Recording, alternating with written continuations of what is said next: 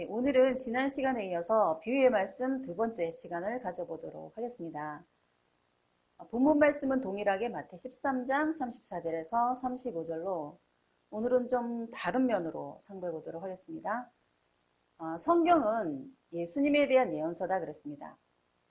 거기에는 예수님의 출생지인 베들레헴부터 애굽에 피난 가시고 갈릴리에서 사역하실 것 등등 예수님의 십자가의 죽으심과 부활에 대한 것도 다 예언되었고 예언을 성취하셨다 그랬습니다. 이런 예수님의 인적사항 같은 부분만 예언되어 있는 것이 아니라 예수님께서 이 땅에 오셔서 많은 사람들에게 천국 복음을 가르치실 때 그 가르치는 방식이 비유라는 방법으로 가르치실 것 또한 시편에서 예언이 되어 있었다 그랬습니다. 다시 34절을 보시면 예수께서 이 모든 것을 비유로 말씀하시고 비유가 아니면 아무것도 말씀하지 아니하셨으니 이를 35절에서는 시편 78편 2절에서 예언한 바와 같이 창세로부터 감추인 비밀을 비유로 드러내리라 예언을 한 그대로 예수님께서는 가르치셨다는 거예요. 예수님께서 이 땅에 왜 오셨나요? 이 땅에 오신 목적이 무엇인가요? 네, 인간을 구원하러 오셨죠. 그런 포괄적인 표현들 말고 좀 더 디테일하게 표현을 할 수는 없을까요? 예수님께서 이 땅에 오셔서 전도도 하셨고 또 병자를 치료하시고 여러 가지 교훈들도 주셨단 말이에요. 그런데 그 중에서 빼놓을 수 없는 사명 중에 하나는 바로 가르치시는 사역이었습니다. 사복음서 안에는 그런 너무나 소중한 많은 가르침들이 기록이 되어져 있습니다. 유교사상에 심취하는 사람들은 공자의 인생에 대한 관심부터 기울여야 하겠죠. 우리가 학생 때 보면 어떤 선생님을 좋아하게 되면 그 선생님이 가르치는 과목을 열심히 공부하게 되지 않습니까? 우리가 예수님을 사랑한다고 하고 예수님의 뜻을 따른다고 한다면 그분의 생애와 사상을 깊이 연구하고 그 정신을 이어받아서 뜻을 실천하려는 노력을 기울여야 진정 예수님을 사랑한다고 할 수가 있을 것입니다. 예수님께서 가르치신 과목이 무엇이었나요? 네, 헬라어도 아닙니다. 영어 수학도 아니죠. 예수님의 가르침의 주제요 전공 과목은 천국에 대한 가르침이었습니다. 이 마태 13장에는 천국에 대한 7가지 비유의 가르침을 알려주고 계신 것입니다. 외국 사람들이 한국에 대해서 공부를 하게 된다면 어떻게 될까요? 그렇게 단순하지가 않겠죠.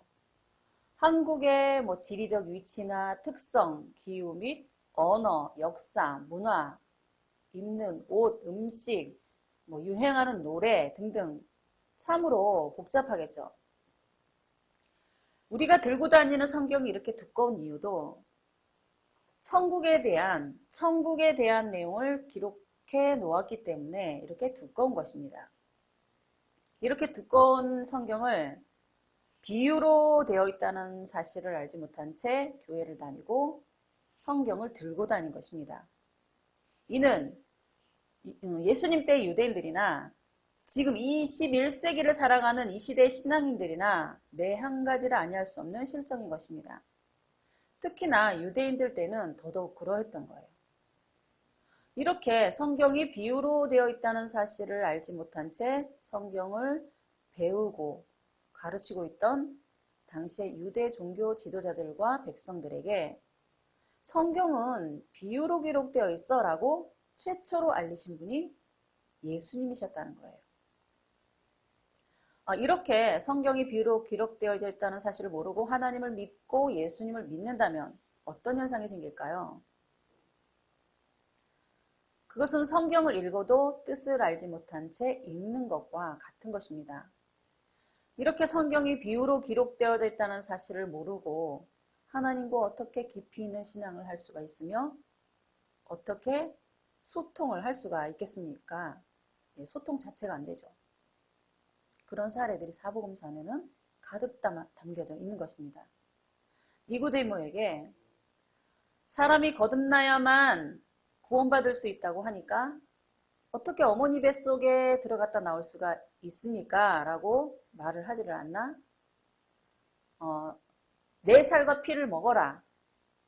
이렇게 말씀하시니까 어떻게 자기 살을 주어 뜯어먹게 하겠느냐? 무슨 식인종이냐? 이러지를 않나. 심지어 제자들조차도 서기관과 바리새인들의 누룩을 주의하라 그러니까 떡을 가져오지 않았구나. 이렇게 이런 현상들이 생길 수밖에 없는 거죠. 예수님과 서기관과 바리새인들뿐만 아니라 심지어는 제자들조차도 예수님과 소통이 되지 않는 그런 현상이 생길 수밖에 없다는 것입니다. 그 결과는 어떻게 되었습니까? 예수님을 죽이는 자가 되든지 예수님께서 고난을 당하실 때 다 자기 살기 위해서 도망을 가버리는 값싼 신앙인이 될 수밖에 없다는 것입니다. 쉽게 말하자면 진정한 신앙인이 될 수 없다는 것이에요. 달면 삼키고 쓰면 배탄하는 그런 이율배반적인 신앙인이 될 수밖에 없는 것입니다. 어떻게 이런 일이 가능할까요? 그 원인이 어디서 출발하냐? 예수님과 전혀 소통이 되지 않는 데서부터 시작이 된다는 것입니다. 그럼 소통이 되지 않는 원인은 무엇인가요? 예수님께서는 비유로 말씀하시는데 사람들은 문자적으로 알아들으니까 예수님과 소통 자체가 안 된다는 것입니다. 이렇게 비유를 모르면 올바른 예수님을 믿고 따를 수가 없다는 것을 여러분들께서는 명심하셔야 될 줄로 믿습니다. 근데 이런 문제가 그렇게 단순하지가 않다는 것을 이스라엘의 역사를 통해서 한번 살펴보도록 하겠습니다. 구약이 기록되기 시작한 것은 모세 때부터 기록이 되기 시작했죠. 모세 때부터 기록이 되기 시작해서 말라기 선지자가 활동할 때까지 계속 쌓인 거죠. 예수님 오시기 1500년 전부터의 일입니다. 그렇게 쌓여진 기록을 이 율법사 서기관 제사장들은 밥만 먹으면 율법을 연구하고 필사하고 백성들에게 가르쳤습니다. 우리 탈무드 잘 아시죠? 이 탈무드의 원교재가 구약 성경이고 율법서인 것은 여러분들께서 더 잘 아실 것입니다. 그런데 이 성경이 비유로 기록되어져 있다는 사실을 모르고 가르쳐 왔던 거죠. 그런데 이것이 비유로 기록이 되어져 있다는 사실을 최초로 알리신 분이 바로 예수님이셨다는 거예요. 그러니까 아무도 가히 짐작할 수조차 없었던 거죠.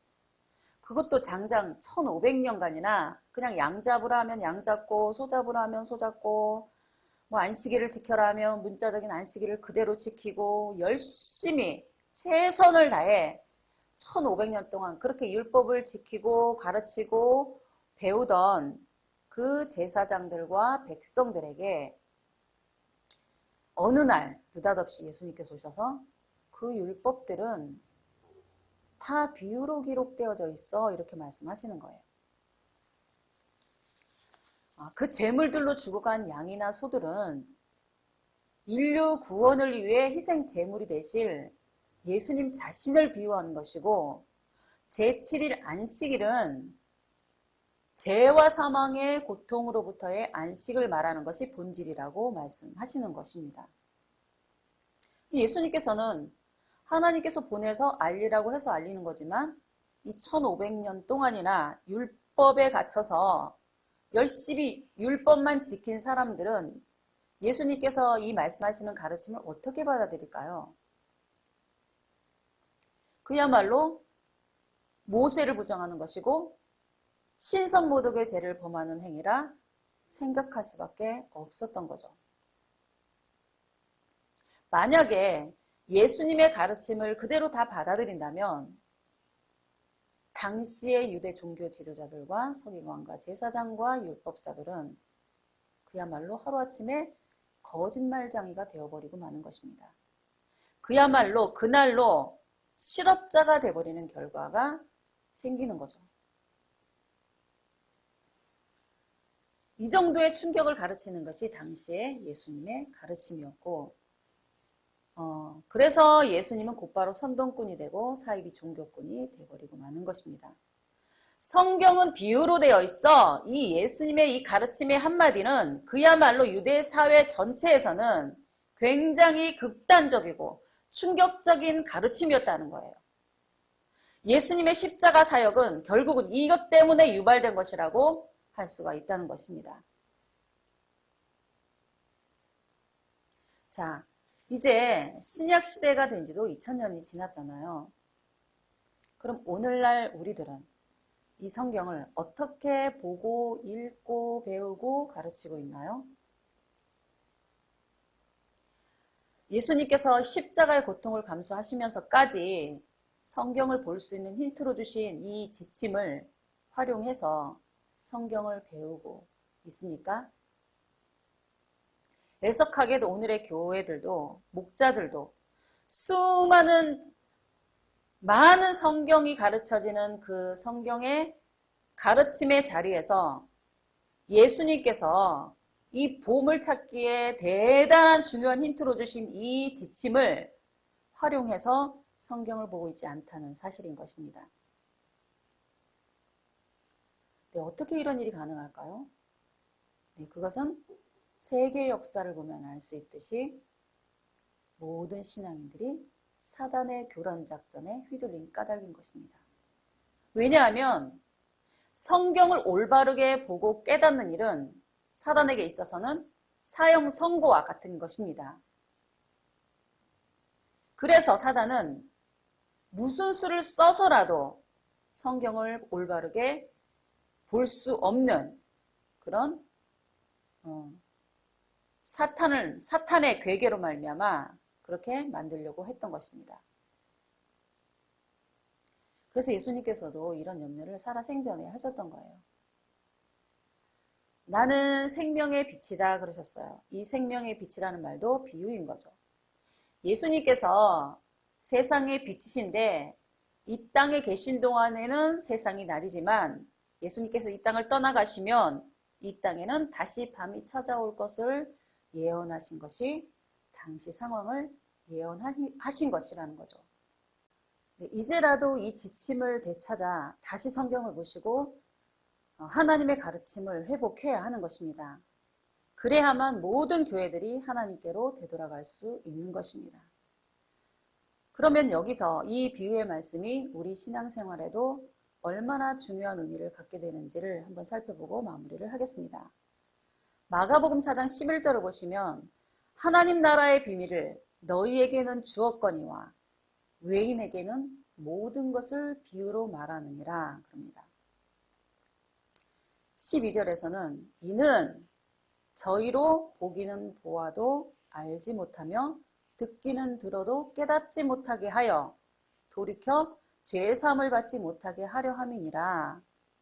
네, 보기는 보아도 알지 못하며 듣기는 들어도 깨닫지 못하게 하여 돌이켜 죄사함을 받지 못하게 한대요. 여기에서 깨달음과 죄사함의 관계를 깊이 유념해 보셔야 된다는 것입니다. 그리고 13절을 보니까 씨 뿌리는 비유의 말씀을 알지 못하는데 어찌 다른 비유의 말씀을 알겠느냐 그럽니다. 그렇다면 이 씨 뿌리는 비유의 말씀은 모든 비유의 기초가 된다는 말씀이고 이 비유를 모르면 죄사함을 받을 수 없다는 말이 되지 않습니까?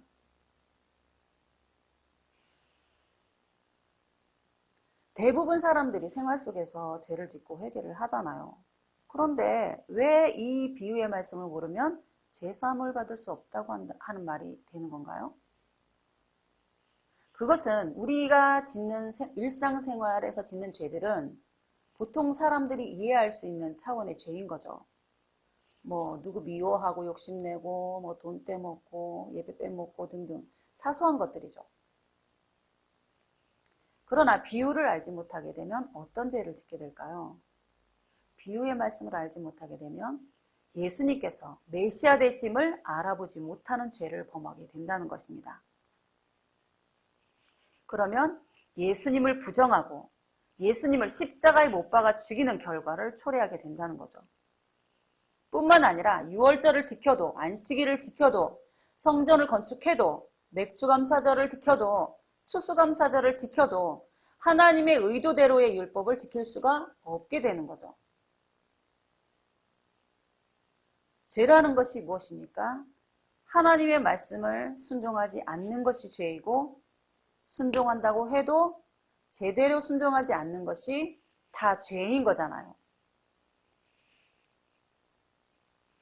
그러니 비유의 말씀을 알지 못하게 된다면 결단코 그 말씀에 담긴 뜻을 순종할 수가 없게 된다는 것입니다.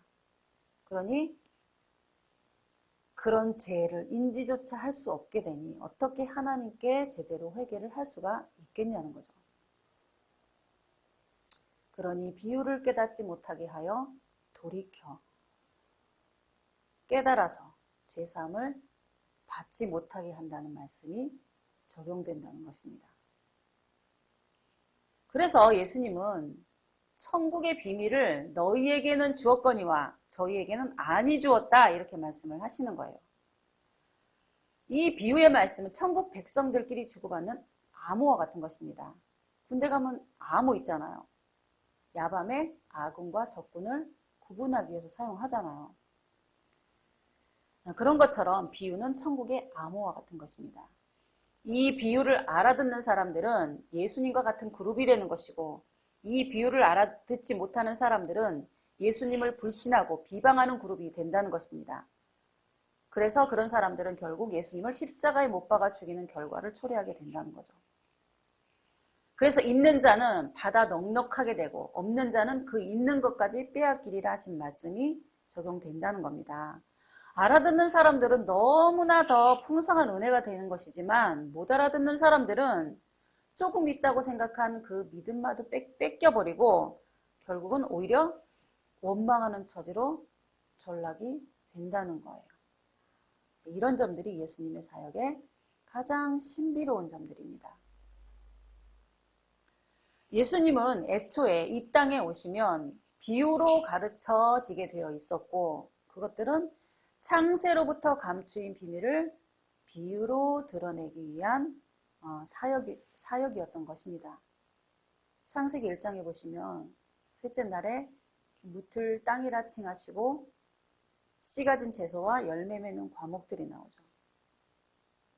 창세기 1장을 물질 창조로 볼 것이냐 아니면 새로 보아야 할 것이냐, 네, 이 비유의 말씀 속에 다 들어있다는 것입니다.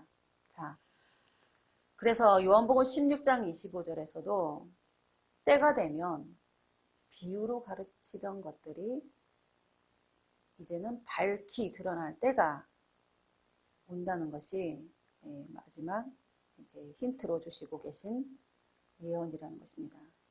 부디 이 비유의 말씀이 정말 하나님의 구원사적인 섭리가 담겨 있다는 사실을 명심하시고 이 강의를 듣는 분들은 정말 잘 깨달으셔서 이제라도 예수님의 가르침을 제대로 회복해서 하나님께 정말 참 제자로서의 그 삶을 다하시기를 주의 이름으로 축원을 드리겠습니다.